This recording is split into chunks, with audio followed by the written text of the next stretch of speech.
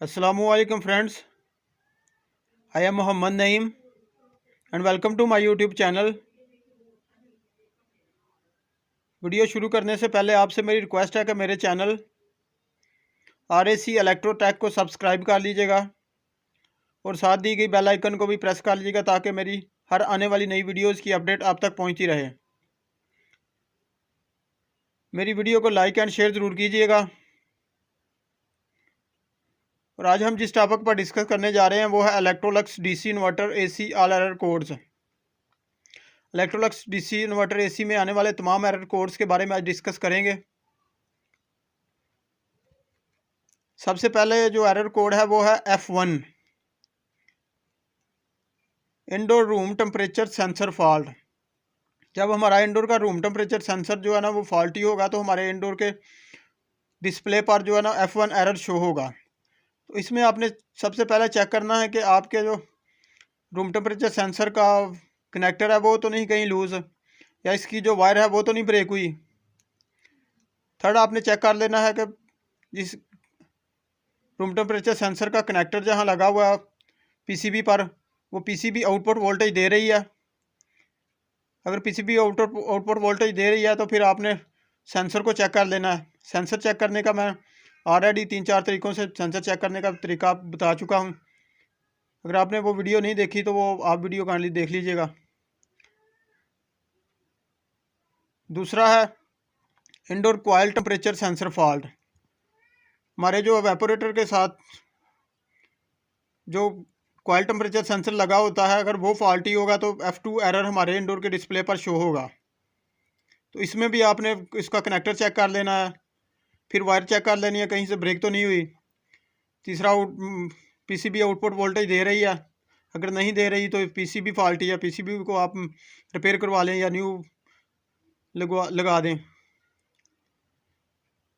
अगर ये PCB input output voltage भी दे रही है, हमारे एक कॉइल टेम्परेचर सेंसर का जो है जैक वो भी नहीं लूज़ है और वायर भी कहीं से ब्रेक नहीं हुई है, तो फिर आप डेफिनेटली आपका जो है कॉइल टेम्परेचर सेंसर फॉल्टी होगा। आप इसको चेंज करेंगे तो ये मसला हल हो जाएगा। तीसरा एरर कोड जो हमारा आएगा H6, indoor DC fan motor fault. अगर हमारी इंडोर की ब्लोअर मोटर फॉल्टी होगी तो ये एरर आएगा। इसके बरक्स अगर हमारी इंडोर PCB जो है वो अगर output voltage DC fan motor को नहीं दे रही तो फिर भी ये एरर आएगा। तो इसमें आपने चेक कर लेना है DC फैन मोटर का जो है वो कनेक्टर चेक कर लेना, कहीं लूज़ तो नहीं, कहीं से वायर तो नहीं ब्रेक हुई। तीसरा, आपने चेक कर लेना है DC फैन मोटर को जो सप्लाई मिलती है पावर सप्लाई, वो वोल्टेज आपने चेक कर लेना है। वो एक होते हैं DC 310 वोल्ट, दूसरे होते हैं DC 15 वोल्ट और तीसरे होते हैं DC 0 to 6 वोल्ट। अगर आपकी PCB ये तीनों वोल्टेज निकाल रही है तो इसका मतलब है हमारी PCB ओके है।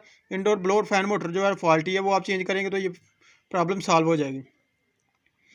नेक्स्ट जो हमारे इलेक्ट्रोलक्स में आएगा वो होगा LP।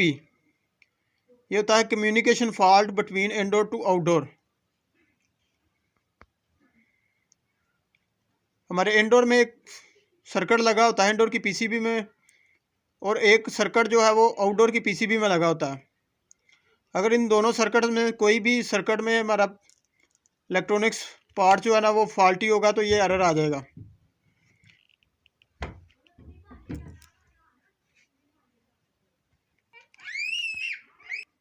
इस कम्युनिकेशन फॉल्ट में आपने चेक करना होता है कि जो हमारे इंडोर पर वायर्स कनेक्टेड हैं L, N and C, उसी हिसाब से आपने आउटडोर पर भी उसी कलर कोड के हिसाब से आपने आउटडोर पर भी कनेक्ट करने होते हैं। अगर आपकी जो कोई भी वायर लूज़ रह गई तो भी ये फॉल्ट आएगा, या कहीं से वायर जो CP वायर है वो ब्रेक होगी तो भी ये फॉल्ट आएगा।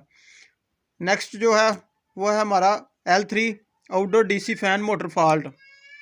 अगर हमारे आउटडोर की जो कंडेंसिंग फैन मोटर होती है वो फॉल्टी होगी तो ये एरर आएगा।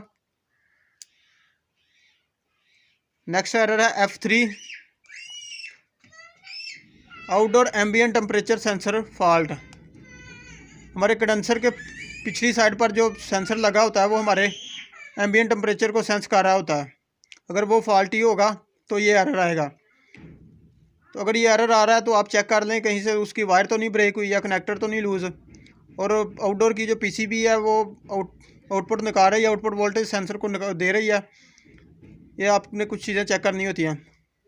F4 है suction line temperature sensor fault. ये सेंसर हमारी सक्शन लाइन पर लगा होता है, कंप्रेसर की सक्शन लाइन पर। अगर ये फॉल्टी हो जाएगा तो ये F4 का एरर हमारे इंडोर की डिस्प्ले पर शो होगा। F5 का एरर अगर आ रहा है तो discharge line temperature sensor fault. हमारी डिस्चार्ज लाइन पर टेम्परेचर सेंसर जो लगा होता है वो अगर फॉल्टी होगा तो F5 का एरर आएगा। तो इसमें आपने चेक कर लेना डिस्चार्ज सेंसर तो नहीं कहीं फॉल्टी। आउटपुट वोल्टेज दे रही है हमारी आउटडोर की पीसीबी, कहीं से डिस्चार्ज टेम्परेचर सेंसर की वायर तो नहीं ब्रेक या कनेक्टर तो नहीं लूज़, ये आपने चेक कर लेना होता है। नेक्स्ट एरर है H5 IPM protection, intelligent power module protection. हमारे आउटडोर पीसीबी में लगा होता है एक पावर मॉड्यूल, उसकी प्रोटेक्शन का ये एरर है। HCRR PFC protection. PFC mean power factor correction circuit faulty.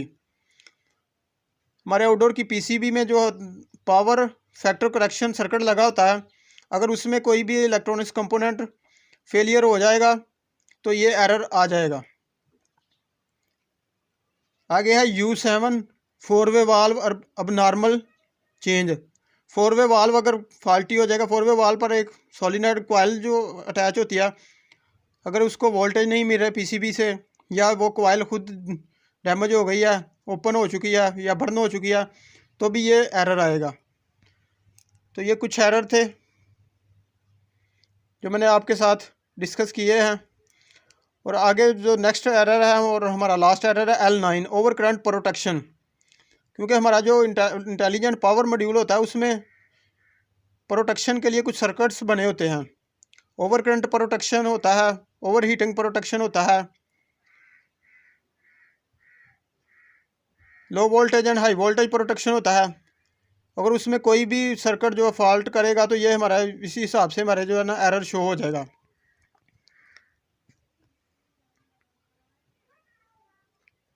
ये इलेक्ट्रोलक्स के कंपनी के डीसी इन्वर्टर के तमाम एरर कोड्स से। अगर आपको मेरी वीडियो पसंद आई तो मेरे चैनल को सब्सक्राइब कर लीजिएगा और वीडियो को लाइक एंड शेयर ज़रूर कीजिएगा। कुछ दोस्तों ने कहा था कि सर तमाम डीसी इन्वर्टर्स के एरर कोड्स के बारे में जो है ना वो डिस्कस करें, तो ये मुझे एक दो दोस्त हैं मेरे वो हेल्प कर रहे हैं, वो मुझे लिख के सेंड कर रहे हैं ये एरर कोड्स, तो उस हिसाब से मैं आपके साथ शेयर कर रहा हूँ। Thanks for watching.